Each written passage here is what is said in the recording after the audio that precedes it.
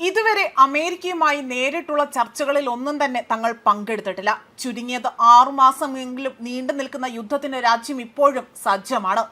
US മുന്നോട്ട് വെച്ച ആവശ്യങ്ങൾ യാഥാർത്ഥ്യബോധമില്ലാത്തതാണ് എന്നതാണ് ഇപ്പോൾ ഇറാന്റെ വിദേശകാര്യമന്ത്രി അബ്ബാസ് അരാക്ചി വ്യക്തമാക്കിയിരിക്കുന്നത്. പശ്ചിമേഷ്യൻ യുദ്ധം മറ്റൊരു തലത്തിലേക്ക് കടക്കുമ്പോൾ ഇസ്രയേലിനും അമേരിക്കയ്ക്കും എതിരെ തന്നെ ശക്തമായ ആക്രമണത്തിനുള്ള തയ്യാറെടുപ്പുകളാണ് ഇറാൻ നടത്തുന്നത്. ഇതിനോടൊപ്പം തന്നെ ട്രംപിന്റെ വിളച്ചിലൊന്നും തന്നെ ഇങ്ങോട്ടേക്ക് എടുക്കേണ്ട എന്ന ഒരു നിലപാടാണ് ഇപ്പോൾ ഇറാന്റെ വിദേശകാര്യമന്ത്രി അബ്ബാസ് അരാക്ചി മുന്നറിയിപ്പിലൂടെ തന്നെ വ്യക്തമാക്കുന്നത്. യുദ്ധം അവസാനിപ്പിക്കാനായി തന്നെ അമേരിക്ക മുന്നോട്ട് വെച്ച 15 നിർദ്ദേശങ്ങളിൽ ഭൂരിഭാഗവും ഇറാൻ അംഗീകരിച്ചെന്ന ട്രംപിന്റെ പ്രസ്താവനയും അരാക്ചി തള്ളിക്കളയുകയാണ് ചെയ്തിരിക്കുന്നത്. US മുന്നോട്ട് വെച്ച ആവശ്യങ്ങൾ യാഥാർത്ഥ്യബോധമില്ലാത്തതാണ് എന്നും അവിടെ അഹങ്കാരത്തോടു കൂടിയുള്ള കാര്യങ്ങളാണ് എന്ന നിലപാടിലാണ് ഇപ്പോൾ ഇക്കാര്യങ്ങൾ ഇറാൻ വ്യക്തമാക്കിയിരിക്കുന്നത്.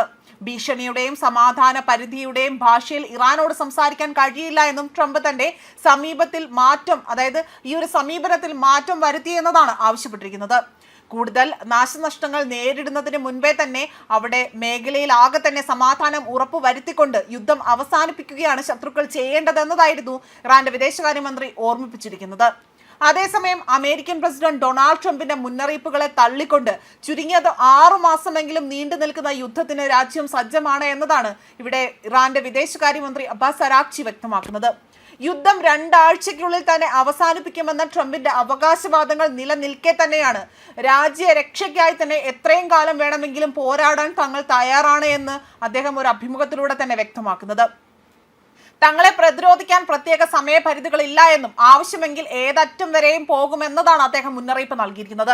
ഇറാനിൽ പുതുതായും അല്ലെങ്കിൽ കൂടുതൽ വിവേകപൂർണമായ ഒരു ഭരണകൂടമാണ് നിലകൊള്ളുന്നതെന്നും അമേരിക്കയുമായി ഗൗരവകരമായ ചർച്ചകൾ നടത്തുന്നുണ്ട് എന്നും ട്രംപ് ഇവിടെ അവകാശപ്പെടുകയാണ്.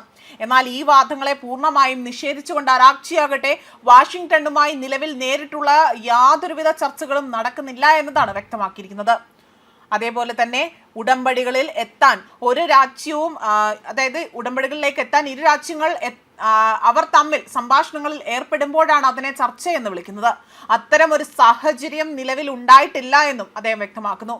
എങ്കിലും മിഡിൽ ഈസ്റ്റിലെ US പ്രതിനിധി സ്റ്റീവ് വിറ്റ്കോഫിൽ നിന്നും സന്ദേശങ്ങൾ ലഭിച്ചിട്ടുണ്ട് എന്നും മധ്യസ്ഥർ വഴി അവിടെ പരോക്ഷമായ ആശയവിനിമയം നടക്കുന്നുണ്ട് എന്നതാണ് അദ്ദേഹം ഇവിടെ സമ്മതിച്ചിരിക്കുന്നത്. ന്യൂസ് ഡെസ്ക് കർമ്മ ന്യൂസ്.